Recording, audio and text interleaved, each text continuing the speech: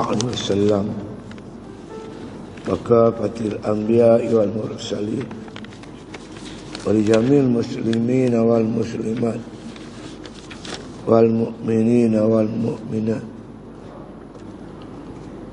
وخصوصا إلى حضرة الشيخ الفطاني وإمام الغزالي شأن الله لهم الفاتحة.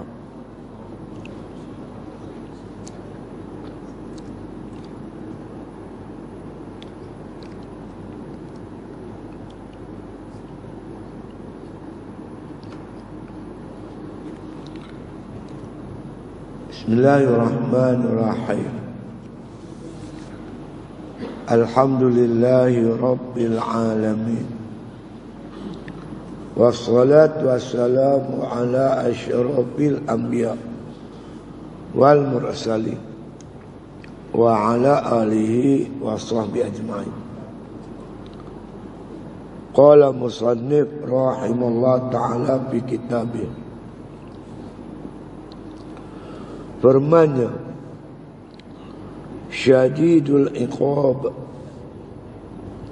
Summa qala fi aqabihi zid qawli la ilaha illahu, yang sangat menyiksa-siksanya. Kemudian firman-Nya, yang mempunyai, yang mengiringi akan dia, Tuhan yang mempunyai panjang nikmatnya dan rahmatnya. Tiada Tuhan melainkan Ia. Supaya jangan mengerasi atasnya takut sekali-kali, dan terlebih ajaib, yakni pelik daripada demikian itu, yaitu firman-Nya. Jadi tuan-tuan sekalian, ini ayat-ayat Allah, ayat Quran. Itu berkaitan dengan persoalan khauf dan raja. Khauf, takut. Kalau sifat ini ada pada diri kita, takut kita nak melakukan maksiat atau nak meninggalkan kewajipan yang Allah fardu atas kita. Rajak ni harap mudah-mudahan kalau kita bersalah tidak membawa kita berputus asa daripada rahmat Allah Ta'ala, membawa kita perbaiki diri kita untuk bertaubat. Kita buat taat mengharapkan balasan baik daripada Allah Subhanahu wa Ta'ala. Dan dua-dua ni Imam Ghazali kata bagi seimbang. Jangan terlampau harap Allah Ta'ala juga membawa kita lalai. Lalai dalam jaga diri. Begitu juga jangan terlampau takut hingga kita membawa diri kita ni berputus asa daripada rahmat Allah. La taqnutu min rahmatillah. Jangan kamu putus asa di bawah rahmat Allah. Jadi kena balance, imbang elok. Macam kita naik sampan, tidak berat sebelah. Bila berat sebelah, kampan kita karam. Kehidupan kita begitulah, seimbang. Khauf dan raja. Jadi soalannya macam mana kita nak mencapai sifat ini? Imam Ghazali kata dengan 3 cara. Cara yang pertama, iaitu kita lihat ayat-ayat Allah, Al-Quran, ayat-ayat khauf dan ayat-ayat raja. Kedua, kita lihat muamalah Allah Subhanahu wa Ta'ala. Bagaimana Tuhan bermuamalah dengan hamba-hambanya. Macam mana Allah lakukan kepada iblis, seorang makhluk yang hebat, penghulu malaikat, nama baik-baik, rupa cantik, kuat ibadat, memiliki macam-macam jawatan. Namanya cantik-cantik di langit-langit yang ketujuh, nama yang 7 langit, nama dia baik-baik elok-elok, Al-Abid, Al-Khazid dan sebagainya. Tapi dengan satu kesalahan yang dia buat, Allah laknat dia sampai bila-bila. Hingga Nabi kata, aku melihat Jibril alaihissalam bergayut di gelambung Kaabah sambil menyerit-nyerit, ya Allah Tuanku, jangan kau ubah rupa aku, jangan kau ubah nama aku. Merujuk pada iblis, namanya bagus-bagus, nama langit ketujuh Azazil, tapi nama dia di Lauhul Mahfuz Iblis. Rupa cantik, Allah ubah bila dia derhaka kepada Allah Ta'ala, muka yang cukup menggeru dan menguduh. Maka Jibril bergayut, kata Nabi, di belakang Kaabah, aku dengar dia menyerit, jangan ya Allah, jangan ubah nama aku, jangan ubah makna kata rupa aku. Itu kepada malaikat. Nah, kita baca banyak mana kata bagaimana Allah bermuamalah dengan hamba-hamba dia. Bagaimana Allah Ta'ala atur hidup hamba-Nya ini. Orang yang baik bertukar jadi jahat, orang yang jahat tukar jadi baik. Maka kita tujukan pada diri kita, kalau kita buat salah macam mana pun, kalau kita bertaubat, Allah Ta'ala terbuka luas pintu rahmat-Nya. Dalam bersama kita bimbang dan takut, jangan mempermudah-mudahkan. Ada orang yang Allah laknat sampai bila-bila. Takut kita. Yang akhirnya, kata Imam Ghazali, iaitu lihat bagaimana balasan Allah Ta'ala kepada orang yang buat baik dan kepada orang yang buat jahat. Orang yang buat baik dengan nikmat yang melimpah ruah, orang yang buat jahat, azab Allah yang tak terhingga. Bila tiga ini kita ulang-ulang, insya-Allah akan membentuk kita seorang manusia yang mengharapkan rahmat Allah dan takut azab Allah Subhanahu wa taala. Sekarang ni kita melihat ayat-ayat Allah Subhanahu wa taala. Ayat Quran yang berbunyi firman Allah Subhanahu wa taala dalam Al-Quranul Karim, Syadidul Iqab. Syadidul Iqab. Allah ni syadid, bersangatan, iqab, balasan siksaannya amat dahsyat. Dan azab Allah tak tertanggung kat kita ni, tuan-tuan. Ni Allah sebut dalam surah, makna kata Ghafir ayat 22. Syadidul Iqab. Azab Allah amat dahsyat, tak tertanggung ni kita, tuan-tuan. Imam Ghazali kata, tuan-tuan, dalam tajuk yang lain, kita ni semut gigit pun kita tak tahan. Semut. Saya hari tu dulu, saya boleh nak kereta naik motor. Saya mengajak sini, lalu ikut sana, Jalan Kayan. Tengah-tengah bawa motor tu, tebuan masuk dalam jubah saya. Digigit dada saya. Aduh, sakit bukan main. Cari klinik, masuk klinik, doktor cucuk sejarum, baru hilang. Gigit tebuan dunia pun kita tak tahan. Macam mana gigit tebuan akhirat, patukan ular, kala jengking, tahan ke kita? Panas dunia pun kita tak tahan. Macam mana panas akhirat, azab panas api neraka. Ya. Kita kena tangkap dengan polis, dia pukul kita, dia tumbuk kita pun kita tak tahan. Macam mana kita kena penampak malaikat Zabaniyah, sepakan malaikat yang tak pernah senyum tu. Bila kita renung, dia akan timbul satu perasaan, tuan-tuan, untuk bertaubat dan menyesal di atas apa yang kita lakukan. Dan makan duit orang, rasuah. Macam mana kita nak jumpa rakyat Malaysia 30 juta ni? Kita makan duit rakyat. Macam mana ni nak menyelesai macam mana? Fikir tu. Maka dia akan jadi baik, insya-Allah. Kan? Sebab itulah disebut oleh Rasulullah SAW, an-nadamu taubatun. Menyesal tu taubat. Macam mana nak menyesal? Bila kita faham maksiat yang terbuat tu amat jijik, kotor.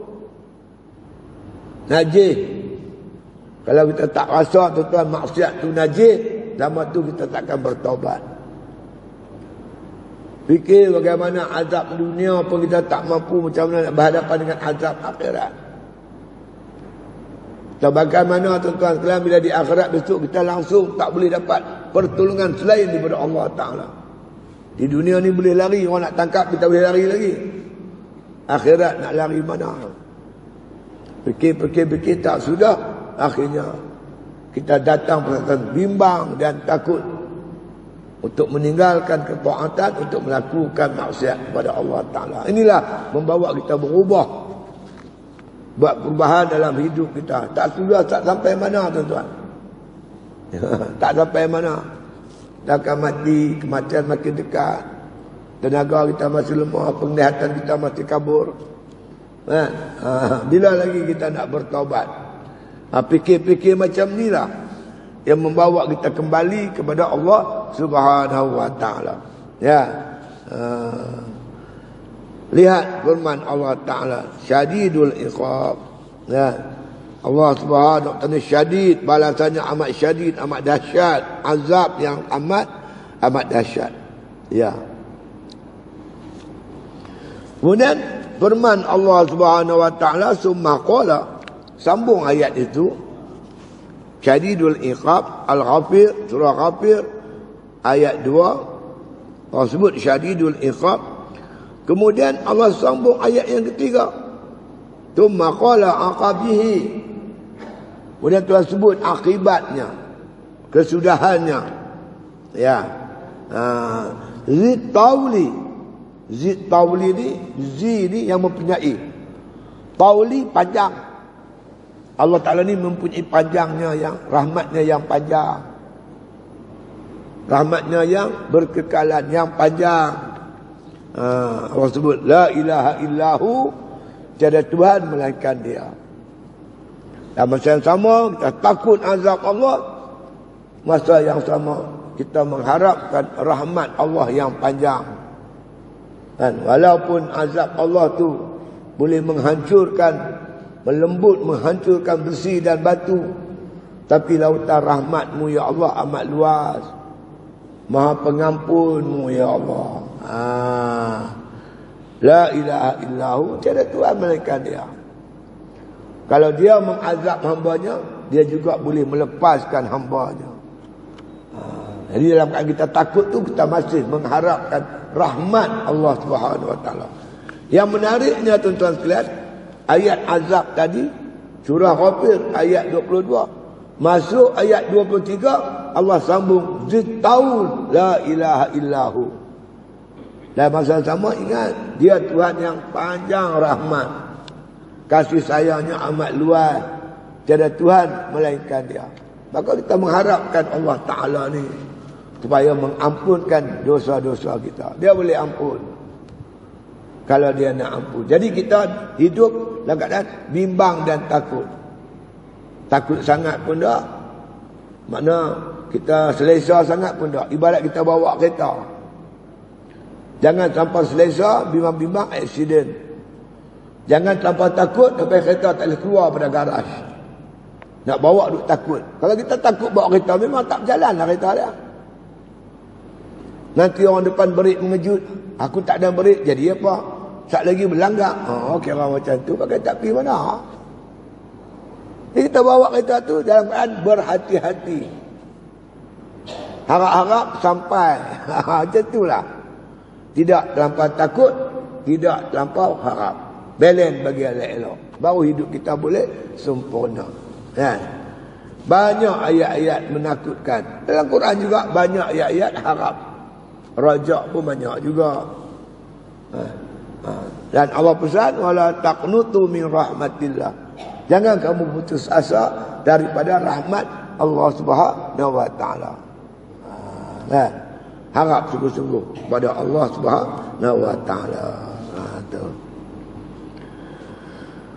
Qala musannif rahimahullah ta'ala, yang sangat siksanya, syadidul iqab tadi.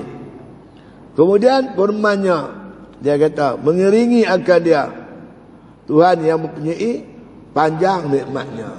Diiringi ayat sambung seluruh. Lepas tu, lepas Ghafir 22, Syadidul Iqab, Allah sambung pula Ghafir ayat 23 dengan menyebut Zid Taul. Dia jugalah Tuhan yang panjang rahmatnya. Kan? La ilaha illahu, tiada Tuhan melainkan dia. Lepas tu lagi baca seorang bapa, bukanlah tanpa cengih sampai anak pun takut. Bukan tanpa manja sampai anak tu lalai. Jadi Syazali, anakku Syazali, Pirami buat cerita. Itu lampau sayang anak. Tanpa bagi takut pun tak boleh juga tu. Sampai anak nak cakap pun tak berani dengan kita. Muka cengis macam macam singa. Anak kita takut, tak boleh juga. Jadi nak kata takut sangat pun tak. Tak nampak sayang sangat pun tak. Jadi belen elok je. Kalau dia nak tanya apa-apa, dia boleh tanya. Dia nak lajak dia jauh sikit, tak mau semayang, tak mau pergi sekolah, dia pun bimbang sebab buat aku marah. Dia buat macam itulah dalam hidup kita. Masuklah isteri kita, anak-anak kita, orang bawahan kita. Jangan kita terlampau ni dengan isteri kita, nanti dia bijak pula kita. Jangan terlampau cengih pula. Dia jadi rumah tangga macam neraka pula dah. Oh, tak boleh tu. Masa lembut, masa tegas. Ada yang lembut, ada yang tegas. Benda patut tegas. Yang patut tak tegas, tak payahlah tegas. Kita tahu haram tegas, wajib mesti. Perkara harus, sunat, tu kita tengoklah balance dia macam mana. Kita nak adjust macam mana. Dia berbentuk fleksibel. Bukan semua rigid, keras. Tentu pasal ada masa dan ketikanya. Jadi orang yang bijak tuan-tuan, dia pandai mengatur kehidupan ini. Macam masjid kita duduk tepi jalan, lalu lalang orang. Kan? Orang lalu lalang kan? Lepas tu ada waktu-waktunya tuan-tuan, waktu subuh. Kadang-kadang sampai 6 suku baru masuk subuh. Kan? Orang mai singgah masjid kita sembahyang subuh. Pakai uniform siap, dia kerja kelang. Kelang dia masuk 7.30. Dia makna kata dia masih singgah sembahyang subuh. Ramai. Kita jadi imam, kita tengoklah apa yang patut. Kan? Apa yang patut. Rasa-rasanya tak payahlah baca panjang-panjang sangat ayat Quran tu. Dahlah baca panjang, zikir pula panjang. Yang kawan dah nak bangkit dah malu. Gelisah dia tuan-tuan. Kita baca lah apa yang patut. Panjang sangat pun tak, pendek sangat pun tak, agak sederhana. Wirid-wirid pun jangan duduk panjang-panjang sangat. Ala-ala kadar. Orang nak pergi kerja ni. Baru ni tuan-tuan saya pergi satu masjid di Pulau Pinang. Tak mahu sebutlah masjid tu. Seorang ustaz. Ternama lah dia ustaz ni. Dia khutbah tuan-tuan sampai 12. 2 suku. Khutbah Jumaat. 2 suku. Yang kerja tu sebagian besarnya pekerja kelang. 2.30 dia dah masuk kelang dia. Dia makan tak lagi. Apa tak lagi. Tuan-tuan bayang. 2 suku tak semayang lagi. Bawa habis khutbah. Bayang macam mana gelisah dia pak.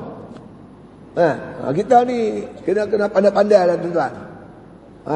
Keras sangat tak, lembut sangat tak. Tengok keadaan suasana macam mana kan. Ni kawan lagi 2 suku habis mayang 2.30 dah masuk kelang. Baca pendek-pendek sudah.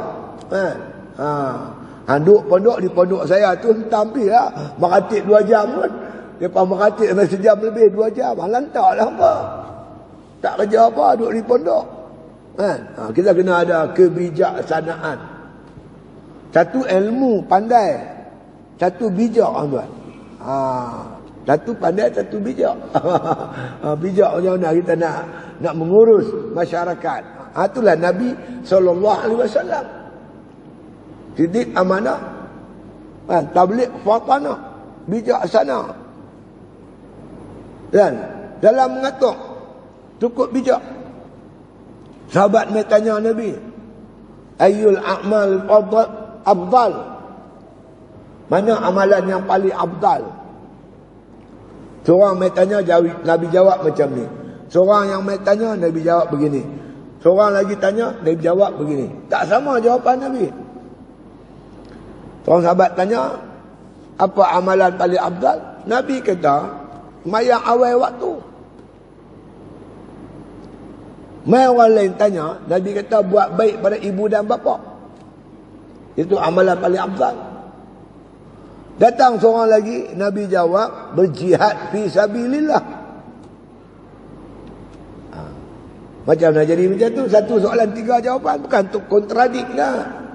Itu nampak kebijaksanaan Nabi. Yang tanya mula-mula tu, culai. Mayang zuhur dekat nak asar baru semayang. Mayang asar dah masuk maghrib baru Nabi kata amalan paling afdal semayang di awal waktu. Yang seorang lagi kaki lawan mak pak dah. Mak pak dia jerekah dah. Dia tanya Nabi amalan paling afdal, Nabi kata buat baik ibu dan bapa. Yang seorang lagi ajak pergi bukan, dia ada je masalah dah. Kurma masak lah, nak kerja tu, nak buat inilah. Dia tanya Nabi apa amalan afdal, Nabi kata jihad fi sabilillah. Itulah seorang pemimpin yang bijak. Dia boleh menyelesaikan semua masalah ummah. Hebat Nabi kita Muhammad sallallahu alaihi wasallam. Itu dia. Tuan-tuan, kalau tidak kena Nabi, Rabiul Awal ni orang tak kenal tuan. Orang kenal Rabiul Awal kerana ada Nabi. Ya. Bila sebut Rabiul Awal, ingat Nabi. Dia. Hikmat Allah tak jadikan, tak lahirkan Nabi di bulan Ramadan.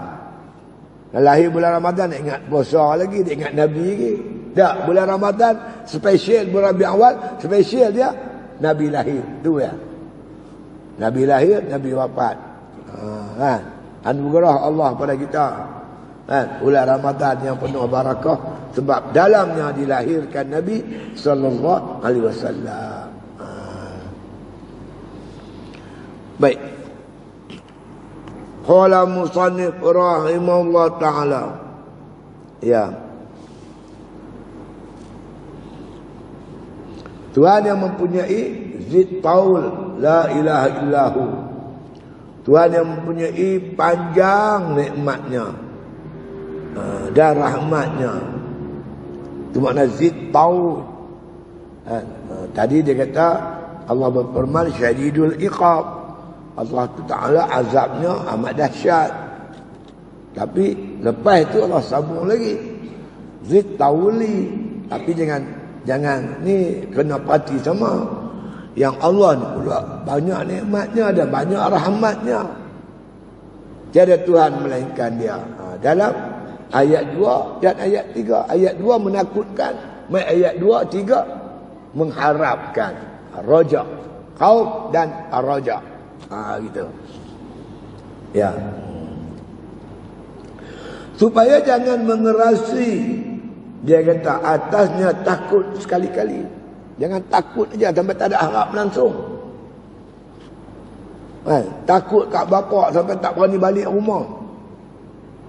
Jangan terlampau takut. Dalam masa takut tu kita masih mengharapkan kasih sayang bapak kita. Kita sanggup berani balik dan perbetulkan kesilapan kita. Jadi dalam keras Allah Ta'ala ada lembut dia. Ada lembut dia. Jadi kita harap lembut Allah Ta'ala tu. Kasih sayang Allah Ta'ala tu. Banyak cerita-cerita tuan. Bunuh 99 orang, 100 orang bunuh. Dia bunuh orang 99. Lepas tu tuan-tuan sekalian, dia bertanya satu ustaz tu. Aku dah bunuh 99. Adakah Tuhan ampun dosa aku kalau aku bertaubat?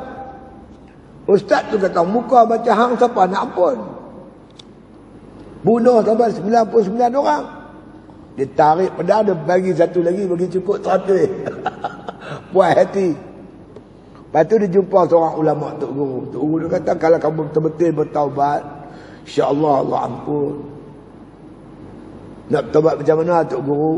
Ambil satu pondok tu, ada Tok Guru situ, ulama sufi. Pergi duduk dengan dia, mengaji dengan dia, ibadat dengan dia, belajar macam mana nak taubat. Dia pun kemas barang-barang tuan. Bolam beg, galas beg, jalan. nak pergi pondok, nak bertaubat. Sampai dekat jalan dia mati. Dia mati tak sempat sampai pondok, tak sempat nak bertaubat, tapi cita-cita taubat tu dah ada. Bila mati malaikat berebut tuan. Satu malaikat nak bawa pergi neraka, satu malaikat nak bawa pergi syurga. Allah suruh sukat. Dia ni mati ni antara dia mati dengan pondok, tempat dia mati dengan tempat dia bunuh orang tu. Mana lebih dekat? Bila sukat-sukat tuan-tuan, jarak antara dia mati dengan pondok dekat sejengkai. Yang daripada tempat dia mati, tempat dia bunuh orang tu panjang sejengkai. Allah kata masuk dia ke syurga. Tu je rahmat Allah Ta'ala tuan-tuan. Niat kita nak taubat Tuhan kira ada dah. Belum sempat lagi. Belum sempat beribadat, bertaubat, belum lagi baru niat. Itu rahmat luasnya rahmat Allah Subhanahu Wa Ta'ala. Kita harap macam itulah. Tuan-tuan agak-agak yang mula-mula buat maulid ni siapa dah? Kalau dalam kitab Barzanji, Abu Lahab. Abu Lahab namanya Abdul Uzza. Dia ni abang kepada Abdullah bin Abdul Muttalib, abang kepada pak Nabi. Dia ada seorang hamba namanya Suhaibatul Aslamiyah. Dalam kitab Barzanji dia kata wa arda'atu ummu ayyaman thumma arda'atuhu Suhaibatul Aslamiyah allati a'taqaha Abu Lahabin. Mula-mula menyusu Nabi ni ibunya. Menyusulah akan Nabi oleh ibunya Aminah beberapa hari. Summa arda'atuhu Suhaibatul Aslamiyah. Kemudian yang menyusu Nabi Suhaibatul Aslamiyah nama dia. Sebelum Halimatul Sa'diyah menyusu Nabi, orang nombor 2 menyusu Nabi namanya Suhaibatul Aslamiyah. Siapa dia? Suhaibatul Aslamiyah ni yang mula-mula nombor 2 menyusu Nabi. Allati a'taqaha Abu Lahabin. Dia dihamba Abu Lahab, yang dimerdekakan oleh Abu Lahab pada tarikh kelahiran Nabi, hari kelahiran Nabi sallallahu alaihi wasallam bi busyra, kerana terlampau seronok. Abu Lahab bila orang habang kat dia, adik ipar dia Aminah melahirkan Nabi, dia terlampau seronok. Dia kata kat Suhaibatul Aslamiyah, oleh kerana kamulah orang pertama yang bagi tahu kat aku ni berita yang menggembirakan ni, aku merdeka kamu. Abu Lahab sambut maulid tuan-tuan, seronok dengan kelahiran Nabi, dia merdekakan Suhaibah. Lepas tu dia sembelih unta tu buat kenduri maulud. Mampu ada sembelih unta? Lembu ada lah kan. Tu pun kadang-kadang kambing ni, kadang-kadang bapa ayam. Abu Lahab ni sembelih unta. Apa dia dapat? Mengikut satu hadis, walaupun hadis ni dhaif tapi ulama pakai. Dia bukan hadis palsu, hadis dhaif. Nabi kata Abu Lahab ni, dia memanglah dah mati kafir, masuk neraka. Tapi tiap-tiap hari Isnin, azab dia diringankan kerana dia sambut maulid.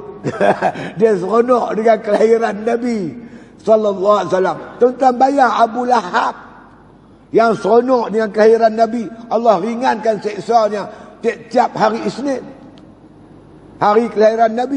Yang kita ni bukan kafir, kita orang Islam, beriman dari kecil, mayang tak tinggal. Takkanlah kita sambut maulud tak dapat apa-apa. Seronok dengan maulud, berkenuri, berzanji, selawat. Tak? Dengar orang ceramah, takkan tak dapat apa kot. Abu Lahab pun Tuhan bagi. Jom. Ni berkata bid'ah, yang ni bid'ah, ni bid'ah. Sudahlah, bid'ah saja. Bid'ah hasanah. Sampai kata Imam Sayuti dalam kitabnya Al-Fatawi, dia kata menyambut maulid dengan menceritakan apa sirah Nabi, perjuangan Nabi, akhlak Nabi, dan adakan sikit makan minum dan sebagainya, maka kata Imam Sayuti, itu hukumnya bid'ah hasanah, bid'ah yang baik. Begitu juga yang disebut oleh Makna Hasan Al-Basri dan Syekh Junaid Al-Baghdadi dan sebagian besar ulama ahli sunnah wal jamaah. Baik itu satu dunia sambut maulud. Ya. Kalau orang ramai sambut, tak sambut, hang kata bid'ah, dia kena cek balik dah. Ceklah balik. Takkan ulama semua nak bawa umat masuk neraka. Kan? Jadi harapan, kan? Harapan kita, betapa makna kata lembutnya Allah pada Abu Lahab. Abu Lahab pada Allah lawan Nabi, bukan senang. Tu pun Allah Ta'ala ringankan azabnya kerana sambut maulid. Kalau dengar orang kafir Tuhan berlemah lembut, takkan dengar orang Islam Tuhan tak berlemah lembut kot. Itulah harapan kita. Ya, itu dia. Jadi bila kita tenung dua-dua ayat surah yang sama, satu ayat 2, satu ayat 3, ni ada, supaya dengan pandang dua-dua ayat ni, dia kata jangan mengerasi. Dia kata atasnya takut sekali-kali. Jangan takut semata-mata. Dan dia kata terlebih ujub. Ujub ni pelik daripada yang makna kata yang di makna kata di yang demikian itu firman Allah Subhanahu wa taala. Firman Allah taala. Wa yuhazzirukumullahu nafsah. Ya, itu ya. Maknanya dan menakutkan Allah Taala akan dirinya. Ini kita boleh rujuk surah Ali Imran ayat 28. Wa yuhazzirukumullahu nafsah. Allah menakutkan manusia dengan diri dia. Ialah Tuhan bernama keras-keras, Al-Qahhar, Al-Jabbar, Al-Aziz, Al-Muntaqab, Takabbir. Nama Al-Aziz, Al-Qadir. Itu nama yang keras-keras.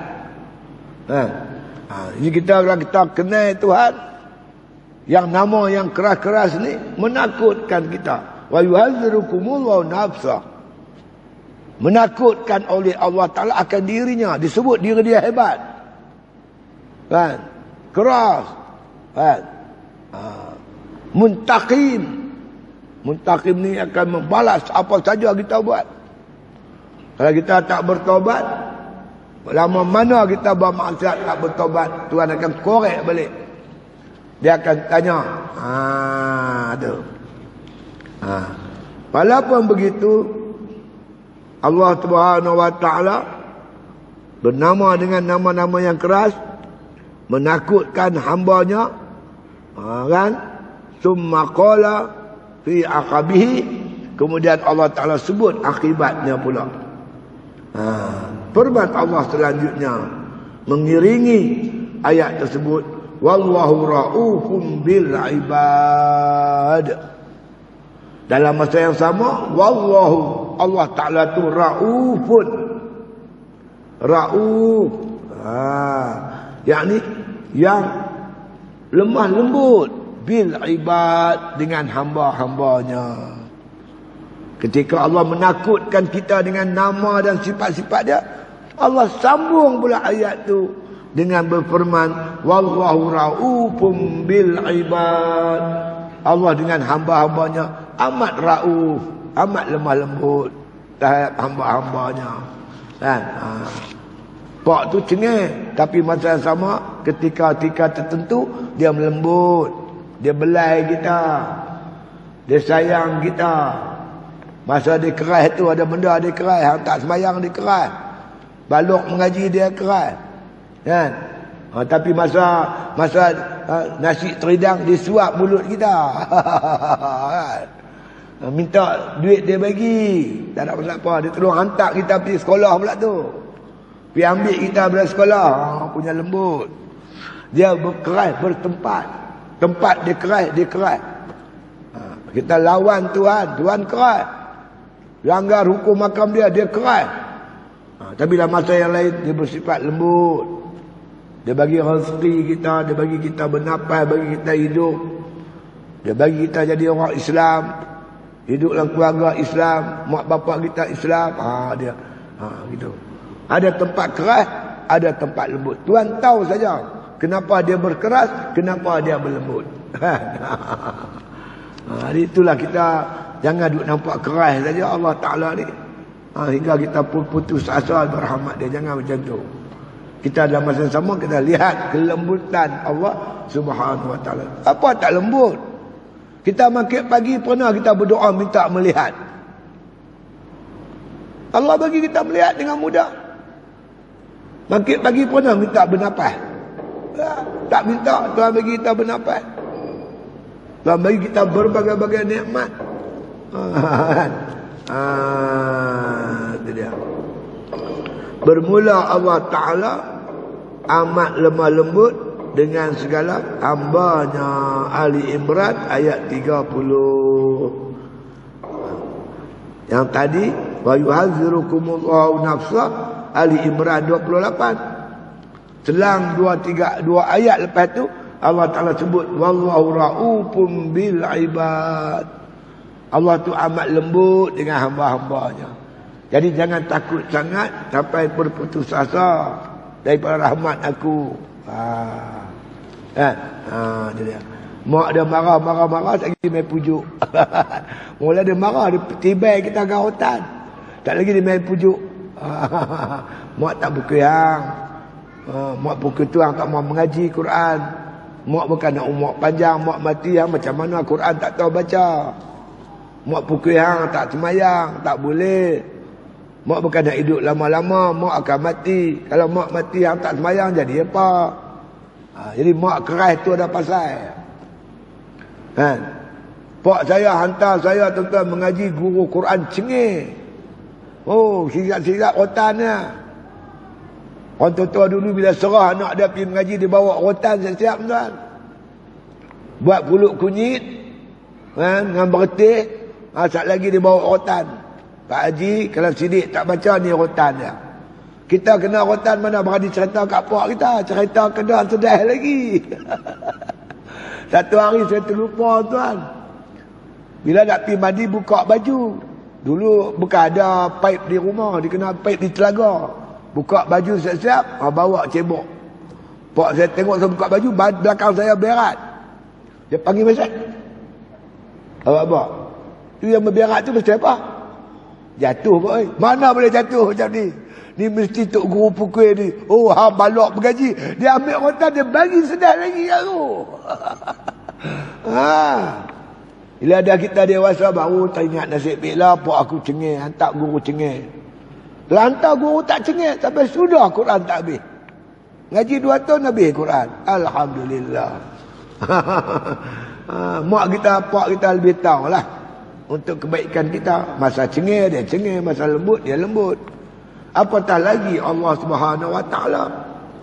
Lebihlah kasih sayang kepada kita. Lebih pada mak sayang anak, lebih pak sayang anak. Allah lebih lagi sayang. Jadi kalau kita kenal Allah Ta'ala, kita tak buruk sangka. Tak berputus asa dengan rahmat dia. Kita mengharapkan rahmat dia. Itu dia.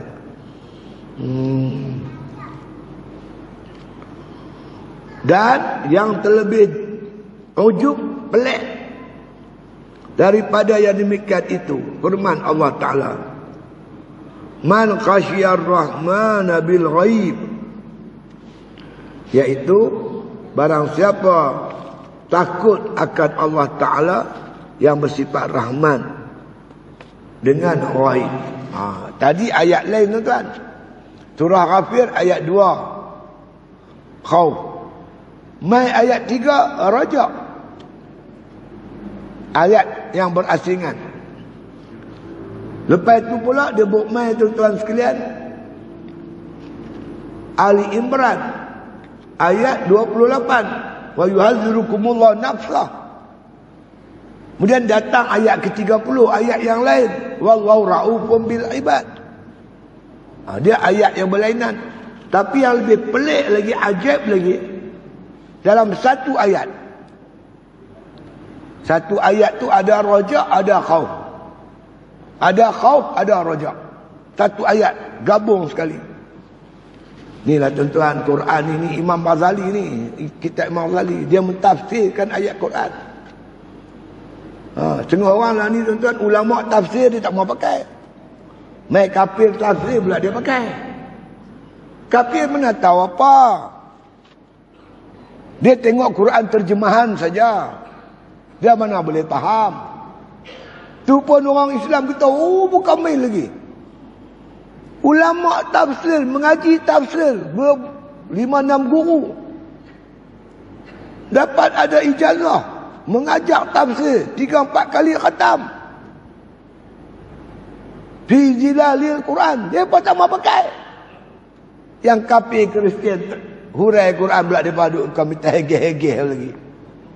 Tuan-tuan, nak abang bagi kita ni bukan boleh faham dengan terjemahan saja.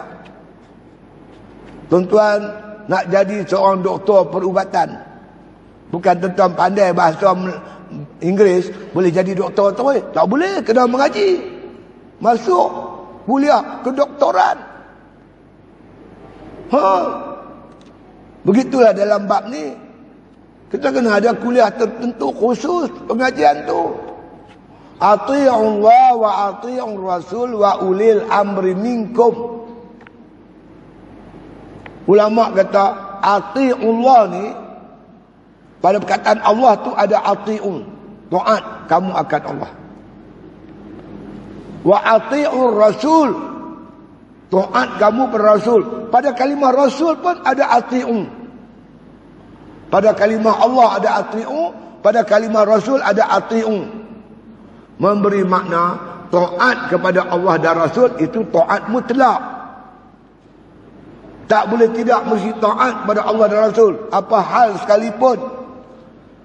Mai ulil amri, pemerintah, dia kena waw ataf saja, wa ulil amri minkum.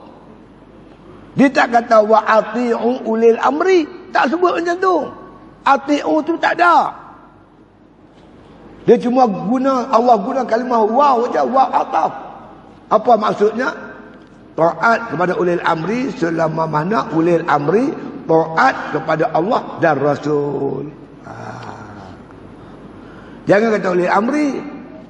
Kalau suami tak taat kepada Allah dan Rasul, perintah isteri derhaka Rasul, isteri tak wajib taat. Isteri, suami paksa isteri tak pakai tudung depan rakyat ramai, mana boleh. Suami halang isteri jangan sembahyang, mana boleh. Taat selama mana tidak menderhakai Allah dan Rasul. La ta'ata li makhluqin bi maksiatin khaliq. Tidak ada ketaatan kepada makhluk yang bawa derhaka kepada Allah. Batu Tuhan sebut lagi, wa in tanaza'tum fi syai', kalau kamu dengan pemimpin ni berselingkah, faruddu ila Allahi wa Rasul, kembali pada Allah dan Rasul, kembali pada Quran dan Sunnah. Itu maksud yang sebenar. Bila rujuk tafsir mana pun, ulama punya tafsir tak mau pakai. Tak pakai orang kafir punya tafsir, mana boleh. Lah ni tak ada cakap tuan, cakap sikit habis. Lagi dia panggil lah tu. Mampu kita. Tadi susah kita hari ni tuan. Jadi orang kafir pula boleh duk hurai Islam, yang kita pula sendiri tak boleh nak hurai. Apa jadi ya? Aku biru kita nanti dibuatnya. Ini kedudukan. Aduh, letih kita dibuatnya. Ini tengok macam mana Imam Ghazali mula-mula dia buat ayat ni. Ni sambung dia. Khauf, raja. Dia bagi lagi, ni khauf, ni raja. Ada ayat, satu ayat sekali. Khauf dan raja bersekali. Ayat yang berbunyi, wa man khasyiyar rahmana bil ghaib. Man khasyiyar rahman, siapa takut akan Tuhan. Allah pakai guna kalimah ar-Rahman, Tuhan yang lemah lembut, Tuhan yang penyayang. Siapa takut Tuhan yang maha penyayang.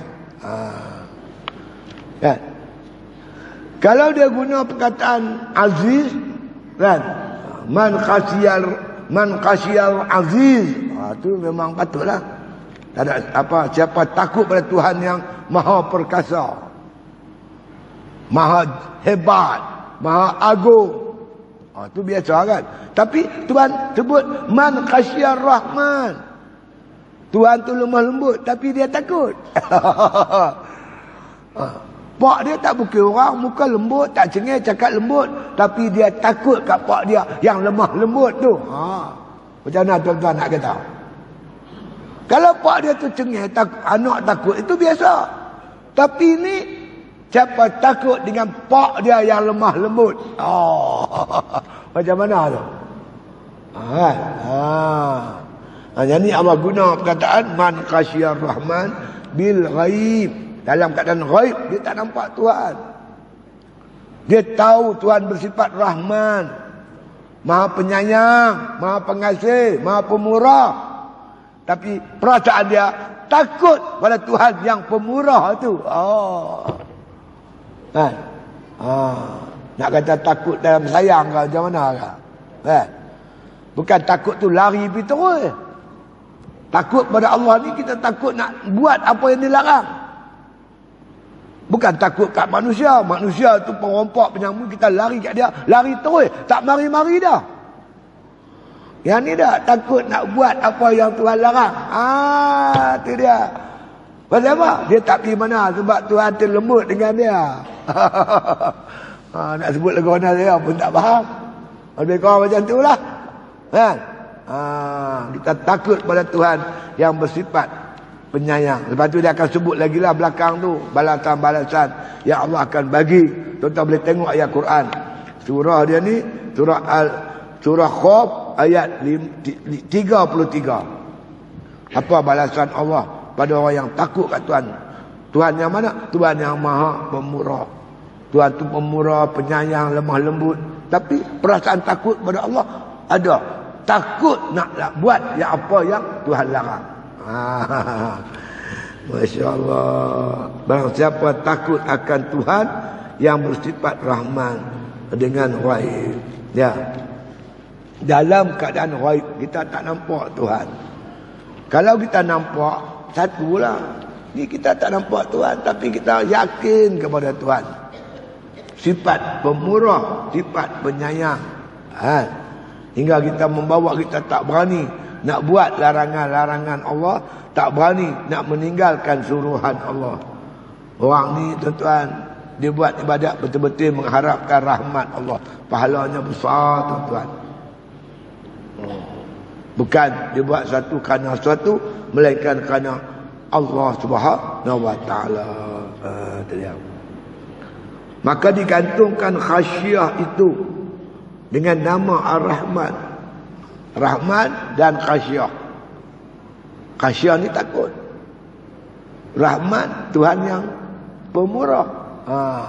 Digantung macam tu. Dikaitkan macam tu. Biasanya kalau takut ni Tuhan yang Maha Perkasa. Tuhan yang Maha Pendendam. Tuhan yang Maha Mengetahui. Itu patutlah takut. Ni dah mereka takut pada Tuhan Rahman. Tuhan yang bersifat dengan pemurah. Itu dia. Tiada dengan nama Jabbar sebagai contoh yang gagah. Tuhan tak kata man khasyar Jabbar. Tuhan tak kata begitu. Man khasyar Rahman.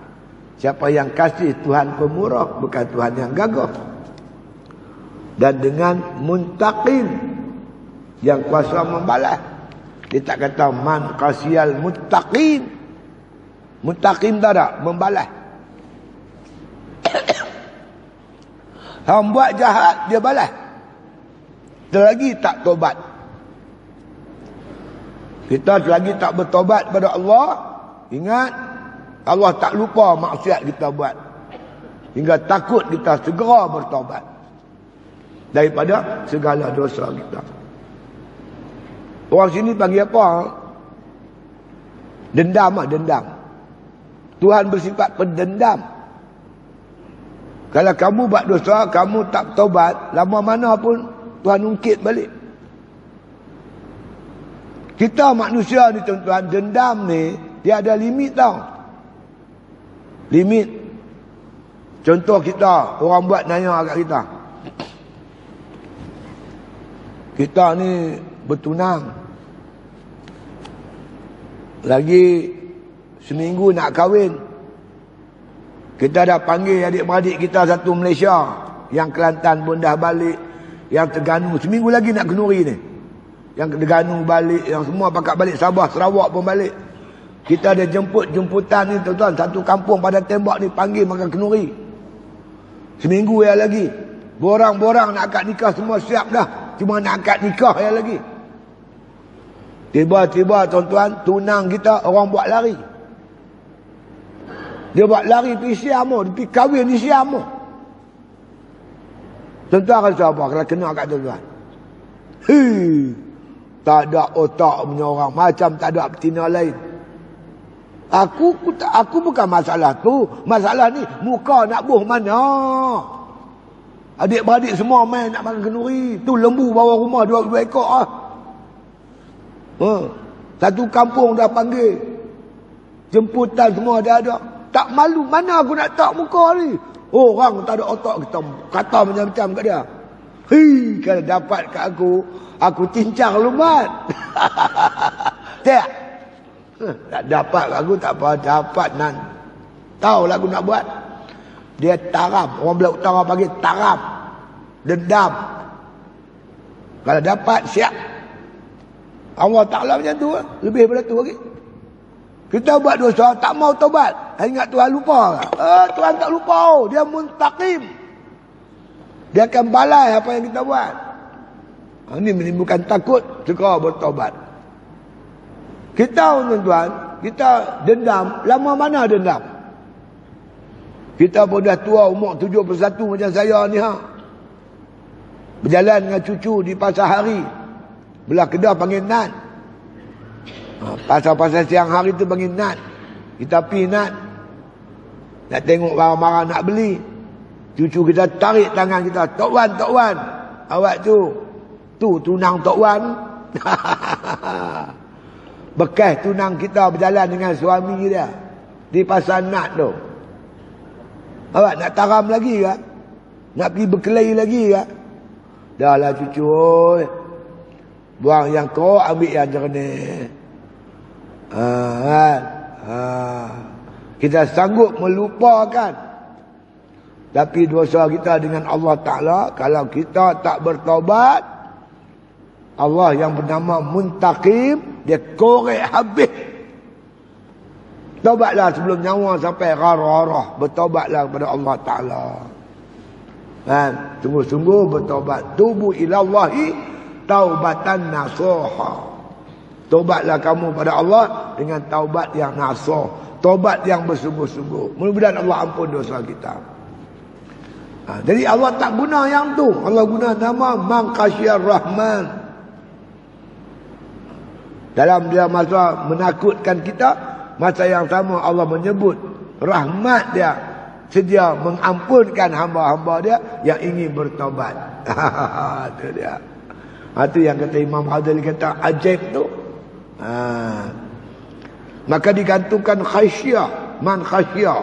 Khasyah ni takut. Takut ni digantungkan dengan nama Ar-Rahman. Man khasyar Rahman. Dihubungkan begitu. Saya nak bagi tahu kita, dalam keadaan kamu takut, kamu juga kena harap akan rahmat Allah Subhanahu wa Ta'ala.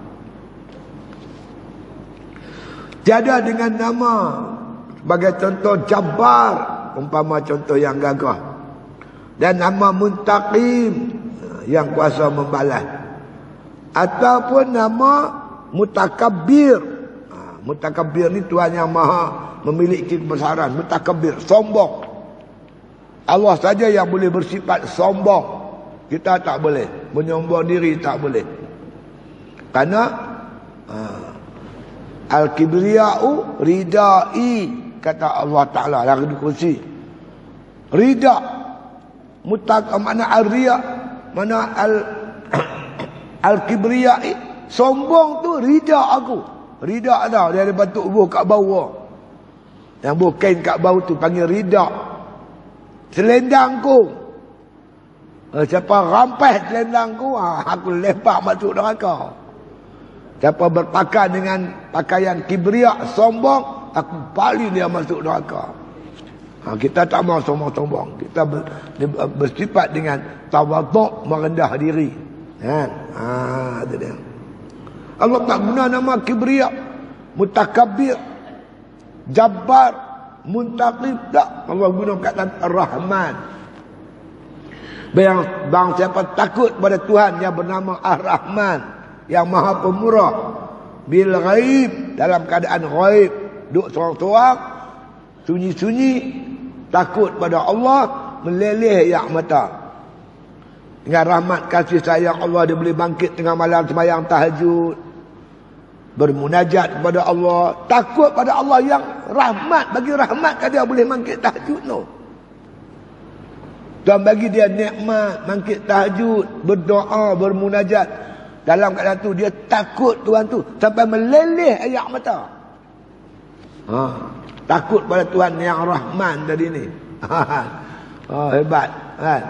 Dia buat bukan kerana takut, dia buat kerana ibadat, kerana mengharapkan rahmat dan kasih sayang Allah Ta'ala. Hebat dia. Innana syi'atal laili hiya asyaddu wat'an wa aqwamu qila. Karena sungguhnya kata Allah Ta'ala, semayang di waktu malam itu, di malam yang sunyi sepi itu, asyaddu wat'an, lebih bersangatan tepat bacaan kita.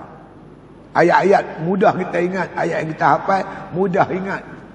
Wa aqwamu qila, dan jiwa dia lebih tenteram. Macam kata disebut oleh Nabi, waju'ilat qurratu aini fi shalah, dijadikan oleh Allah Ta'ala sejuk mata hatiku ketika mengerjakan sembahyang di waktu malam. Sejuk hati, tenang jiwa, sebab dada.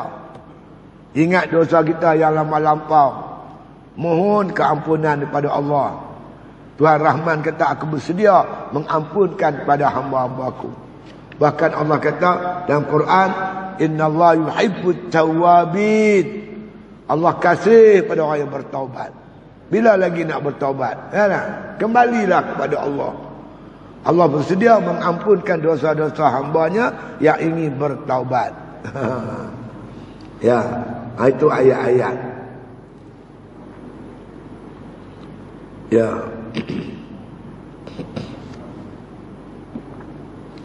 Maka digantungkan, ya, khasyah itu dengan Rahman, tiada dengan nama Jabbar, ataupun dengan nama Muntaqim, atau dengan nama Mutakabbir, supaya adalah, dia kata, takut serta disebut Rahman. Supaya dalam keadaan takut, masa yang sama kita mempunyai makna kata harapan yang besar kepada Allah Subhanahu wa Ta'ala yang penuh dengan rahmat dan kasih sayang. Maka tiadalah takutnya itu memandang kepada hatimu sekali-kali. Maka dia kata adalah menakutkan itu, dia kata di dalam cita, yakni harap, dan menempatkan bagi gerak takutnya itu, seperti kata orang, tiadakah engkau takut akan ibumu, akan ibumu, ya, akan ibunya yang kasih, dia kata sayang. Bagi contoh, dia kata kita makna kita digantungkan dua-dua ni, macam contoh kita dengan mak kita. Hang tak takutkah mak hang tu yang dengan kasih sayang? Mak kita sayang kat kita. Tapi kita dalam masa sama kena takut dekat dia, nak buat apa yang dia larang. Maka dikata orang, tak takutkah kamu pada ibumu yang penuh kasih sayang? Takut dan sayang tu, dua-dua ada situ sekali. Jadi takut yang diharapkan, makna kata mengharapkan dengan rahmat dan kasih sayang ibu bapa kita. Begitulah jauh lagi dengan Allah Subhanahu wa taala. Atau tiadakah kamu takut akan bapa kamu? Dia kata syafiqun, yakni yang makna kata yang mengasihani. Atau tiadakah menakut akan raja yang makna karim? Dikaitkan begitu. Tak takutkah kamu pada bapa kamu yang syafiq? Syafiq ni makna kata yang penyayang. Tak takutkah bapa kamu yang syafiq? Jadi dia mempunyai bapa dia tu penuh dengan kasih sayang. Masa yang sama dia takut bapa dia. Takut bapa yang syafiq, bapa yang penuh kasih sayang. Tak takutkah kamu pada raja yang karim? Raja tu adil. Raja tu makna kata dia lembut dengan rakyat jelata. Ambil berat hayat rakyat. Macam Sayyidina Umar malam-malam merayau di kampung halaman apa semua. Nak bantu rakyat. Tapi masa-masa tertentu dia tegas. Orang kata tak takutkah kamu kepada Amirul Mukminin yang penuh kasih sayang? Takut dalam bab-bab tertentu. Dalam bab-bab yang lain dia bersifat kasih sayang. Maka kita takut pada Allah. Macam itulah lebih kurang. Lebih lagi lah. Kerana Allah Ta'ala ada nama-namanya yang keras-keras. Ada namanya yang lembut-lembut. Dalam keadaan takut kita masih mengharapkan rahmatnya. Dalam mengharapkan rahmatnya kita ada perasaan takut kepada Allah. Dua-dua tu balance, seimbang. Maka adalah dikendaki daripada yang demikian itu bahawa ada jalan yang adil. Dan janganlah, dia kata jangan lalu kita kepada makna kata amal dan kunut, yakni berputus asa. Kita pilih jalan yang adil, jalan tengah. Tidak terlampau makna kata jalan melalaikan kita, rajak semata-mata. Dan tidak pula kita melalui jalan yang makna kata kunut. Kunut ni boleh membawa putus asa. La taqnatu min rahmatillah. Jangan terlampau takut kat Tuhan hingga berputus asa untuk kembali bertaubat. Jangan begitu. Balance elok-elok baru jalan kita ni jalan adil. Bila hati kita tuan-tuan lalai nak buat benda tak elok, kita masukkan, ingat balik ayat-ayat khauf. Bila kita terlampau takut hingga nak bawa putus asa, baca pula ayat-ayat rojak. Ayat rojak dan ayat khauf ni sentiasa bermain dalam makna kata pemikiran dan hati kita. Kalau kita tak ingat ayat Quran pun paling tidak dengan makna-maknanya kita ingat. Kan? Allah bersifat pengasih sayang, Allah itu, Allah ini. Itu dia. Kemudian kata musannif, telah menjadikan kamu akan kamu Allah Subhanahu wa taala. Ya, daripada orang yang iaitu mentadbir bagi zikru al-hakim, zikrul hakim, bagi mengamalkan dia dan dengan barang yang di dalamnya bahawasanya ia Tuhan yang Jawadul Karim. Jadi Allah jadikan Quran untuk kita. Dalam Quran ini penuh dengan khazanah-khazanah. Termasuklah ayat khauf dan roja. Ya? Mudah-mudahan dengan ayat-ayat Quran ni yang disebut sebagai zikrul hakim, peringatan yang bijaksana kepada kita dalam kita membentuk diri kita supaya jadi hamba Allah yang ada sifat khauf dan sifat raja, yang membawa kita khauf, banyakkan amal kebaikan kita buat kerana mengharapkan balasan baik daripada Allah. Dalam masa sama kita memiliki sifat khauf yang menghalang kita daripada melakukan maksiat.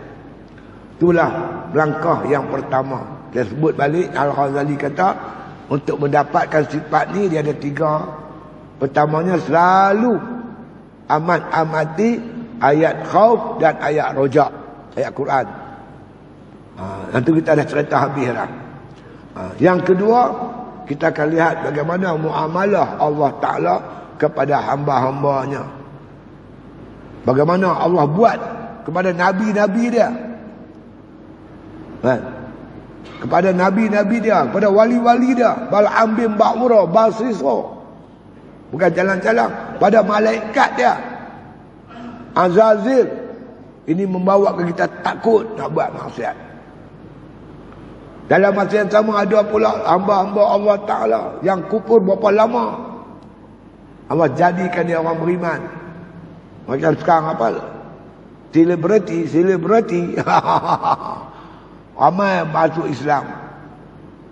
Khalid bin Walid, berapa ramai dia bunuh dalam perang Uhud. Bunuh sahabat-sahabat Nabi. Dengan rahmat kasih sayang Allah, masuk Islam. Hebat dia. Kan? Depan kita ni pun kita nampak macam-macam. Dulu orang menentang Islam, dia terbaliklah dia jadi baik. Banyak bukan sikit. Ini kita mengharapkan. Yang terakhir saya cerita tadi, kalau Abu Lahab sekalipun dia buat majlis maulud, dia suka hari kelahiran Nabi, dia buat sekali lah, tu pun Allah ringankan azab dia dalam kubur. Bagaimana aku hari-hari buat kebajikan, maka harap-harapnya Allah selamatkan kita daripada siksa kubur. Dia tak?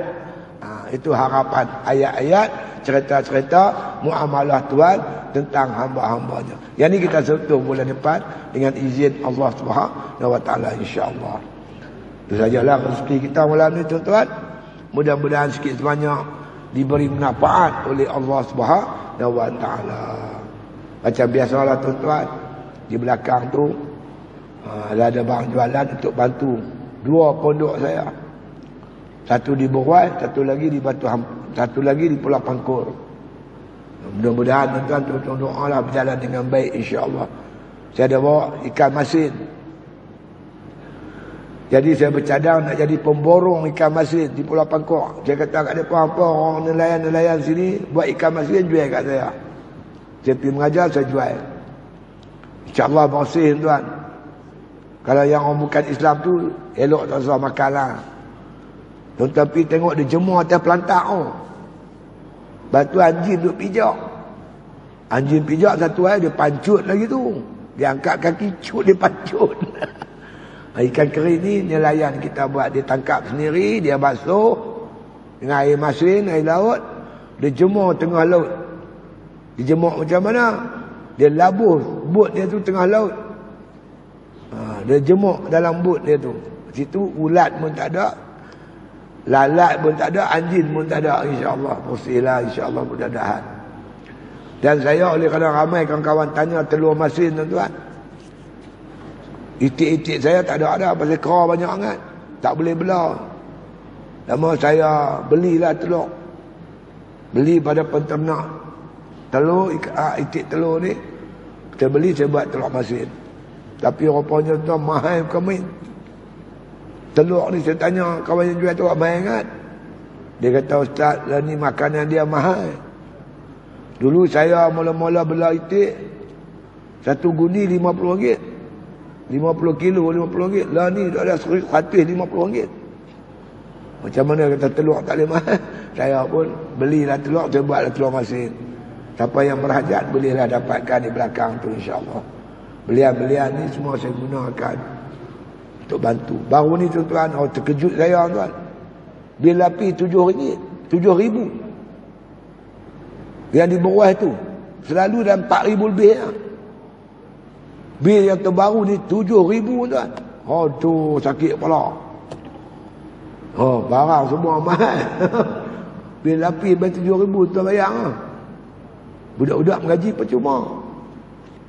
Mengaji pondok dia tak ambil yuran, percuma. Tapi lah bil api 7,000. Aduh, letih tuan. Tapi tak apalah, kita ada Tuhan, kita ada Allah, insya-Allah, yakin pada Allah, mengharapkan rahmat kasih sayang Allah. Percaya kita buat baik, buat elok, insya-Allah Tuhan tolong, Tuhan bantu. Intan surullah yang surkum. Kamu tolong Allah, insya-Allah Allah tolong kamu, insya-Allah. Bismillahirrahmanirrahim. Alhamdulillahi rabbil alamin. Wassalatu wassalamu ala asyrafil anbiya'i wal mursalin wa ala alihi wa sahbihi ajma'in. Allahumma ahsin akhibatana fil umuri kulliha وأجرنا من خزي الدنيا وعذاب الآخرة. اللهم لا تسلط علينا بذنوبنا من لا يخافك ولا يرحمنا. اللهم اجعل خير أيامنا يوم نلقى وأنت راض عنا، واختم بالصالحات أعمالنا، توفنا مسلمين والحقنا بالصالحين، واغفر لنا ولوالدينا ولمشايخنا وللمسلمين أجمعين. سبحان ربك رب العزة عما يصفون وسلام على المرسلين والحمد لله بالعالمين.